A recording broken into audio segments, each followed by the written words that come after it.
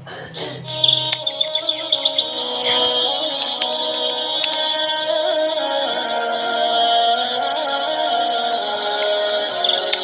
باللہ من الشیطان الرجیم، بسم اللہ الرحمن الرحیم۔ شروع اللہ کے نام سے جو بڑا مہربان اور نہایت رحم فرمانے والا ہے۔ ناظرین، آج آپ کے لیے حضرت سلیمان علیہ السلام اور ایک چیونٹی کا ایک خوبصورت واقعہ ہے۔ امید ہے کہ یہ ویڈیو آپ کو پسند آئے گی۔ ناظرین، یہ بات آپ سب جانتے ہیں کہ حضرت سلیمان علیہ السلام کی حکومت ہوا پر تھی، پانی پر تھی، جانوروں پر تھی، جنات پر تھی اور انسانوں پر بھی تھی، اور سب کی بولیاں بھی آپ علیہ السلام سمجھتے تھے۔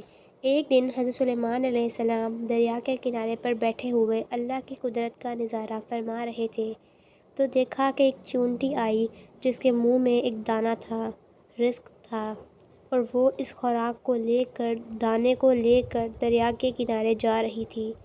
حضرت سلیمان علیہ السلام یہ سب دیکھ رہے تھے کہ چیونٹی چلتے چلتے آہستہ آہستہ اپنی رفتار سے چلتے ہوئے دریا کے کنارے جا پہنچی۔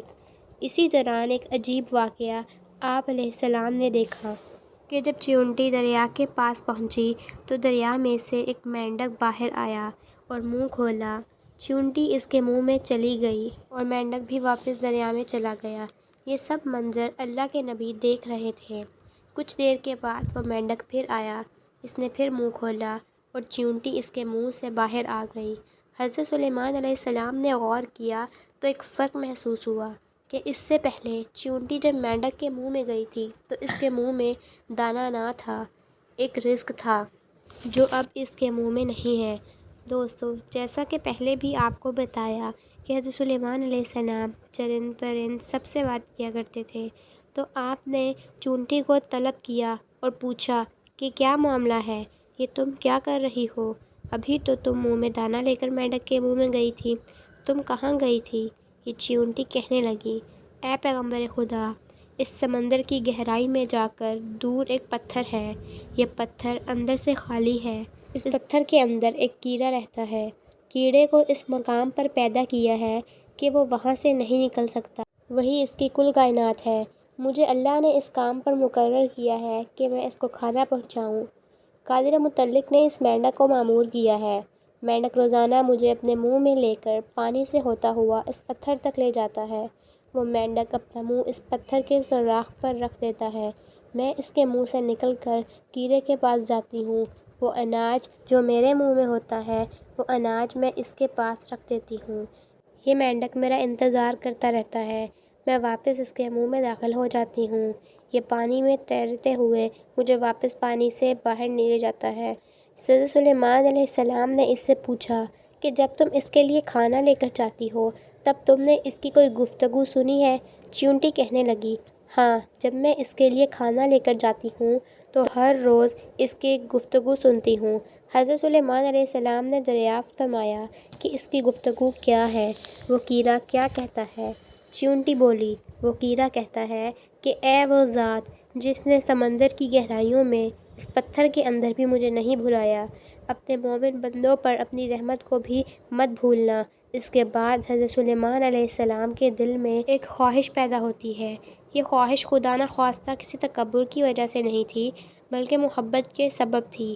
کیا خواہش تھی کہ ایک دفعہ اللہ کی مخلوق کو میں کھانا کھلاؤں گا، اللہ تعالیٰ کے دیے ہوئے رزق سے ہی کھلاؤں گا۔ حضرت سلیمان علیہ السلام اللہ تعالیٰ سے ہم کلام ہوئے اور عرض کیا کہ اے اللہ، تو مجھے اجازت دے کہ میں تیری تمام مخلوقات کو پورے سال کا کھانا کھلاؤں، ان کی دعوت کروں، اے میرے رب، یہ میری خواہش ہے۔ اللہ نے اس کے پاس وحی بھیجی اور فرمایا، اے سلیمان، تو اس پر ہرگز قدرت نہیں رکھتا۔ حضرت سلیمان علیہ السلام نے ایک مرتبہ پھر درخواست کی کہ مجھے صرف 7 دن کی ہی اجازت دیں، میں آپ کی مخلوقات کو کھانا کھلا سکوں۔ اللہ تبارک و تعالیٰ نے ایک مرتبہ پھر فرمایا، اے سلیمان، تو اس پر قدرت نہیں رکھتا۔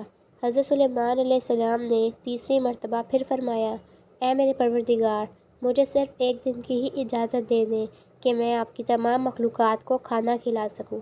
اللہ تبارک و تعالیٰ نے تیسری مرتبہ پھر فرمایا، اے سلیمان، تو اس پر قدرت نہیں رکھتا۔ بہرحال اللہ تعالیٰ نے حضرت سلیمان علیہ السلام کو 1 دن کی اجازت دے دی کہ وہ دنیا کی تمام مخلوقات کو کھانا کھلائیں۔ آپ علیہ السلام کو اجازت مل گئی تو آپ علیہ السلام نے تمام جنات اور انسانوں کو حکم دیا کہ وہ تمام کے تمام ان چیزوں کو جو زمین پر حلال ہیں، یعنی گائے، بیل، بکریاں، دمبے وغیرہ، اور ان تمام چیزوں کو جو جنس حیوان میں سے ہیں، یعنی پرندے وغیرہ، ان سب کو جمع کر لیں۔ جنات اور انسانوں نے مل کر ان تمام چیزوں کو حضرت سلیمان علیہ السلام کے سامنے پیش کر دیا۔ بڑی بڑی دیگیں تیار کی گئیں، پھر ان جانوروں کو ذبح کیا گیا اور ان کو پکایا گیا۔ آپ علیہ السلام نے ہوا کو حکم دیا کہ کھانے پر شیریں اور دھیمے انداز میں چلتی رہیں تاکہ کھانا خراب نہ ہو جائے۔ ہوا چونکہ حضرت سلیمان علیہ السلام کے ماتحت تھی، اس لیے ہوائیں شیریں اور دھیمے انداز میں ان کھانوں پر چلنے لگیں۔ اس کے بعد حضرت سلیمان علیہ السلام نے دسترخوان بچھایا۔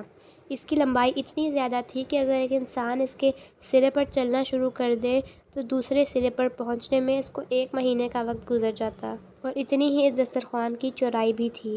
جب تمام چیزیں تیار ہو چکیں تو اللہ تبارک و تعالیٰ نے حضرت سلیمان علیہ السلام کے پاس وحی بھیجی اور فرمایا، اے سلیمان، تو مخلوقات میں سے کس سے دعوت شروع کرے گا؟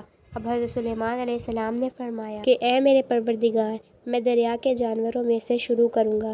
تو اللہ تعالیٰ نے سمندر کی ایک مچھلی کو حکم دیا کہ وہ حضرت سلیمان علیہ السلام کی دعوت کھائے، کیونکہ آج ان کے لیے حضرت سلیمان علیہ السلام کی طرف سے دعوت ہے۔ مچھلی نے سر اٹھایا اور کہنے لگی کہ اے سلیمان، میں نے سنا ہے کہ تو نے ضیافت کا دروازہ کھولا ہے اور آج تو میری ضیافت کرے گا۔ حضرت سلیمان علیہ السلام نے فرمایا، اے مچھلی، تو نے ٹھیک سنا ہے، آ جاؤ اور کھانا شروع کرو۔ وہ مچھلی آگے بڑھی اور دستر کے ایک سرے سے کھانا شروع کر دیا۔ مچھلی نے اس قدر کھایا کہ کچھ ہی دیر میں سارے کا سارا دسترخوان ہی صاف کر دیا، اور اس کے بعد آواز لگائی، اے سلیمان، مجھے کھانا کھلاؤ اور میرا شکم سیر کرو، میرا پیٹ ابھی تک نہیں بھرا۔ حضرت سلیمان علیہ السلام نے فرمایا، تو نے سارا کھانا تو کھا لیا ہے، اس سے بھی تیرا پیٹ نہیں بھرا؟ تو مچھلی نے کہا، اے سلیمان، کیا مہمان کے لیے میزبان کا جواب اس طرح ہوتا ہے؟ اے سلیمان، آپ خوب جان لیجئے، جو کھانا آپ نے کئی روز سے بنایا تھا، جس کھانے کو بنانے میں آپ کو کئی دن لگ گئے تھے، اتنا کھانا میرا پروردگار ایک دن میں مجھے 3 مرتبہ پہنچاتا ہے، اور آج تک کبھی بھی اس میں کمی نہیں ہوئی۔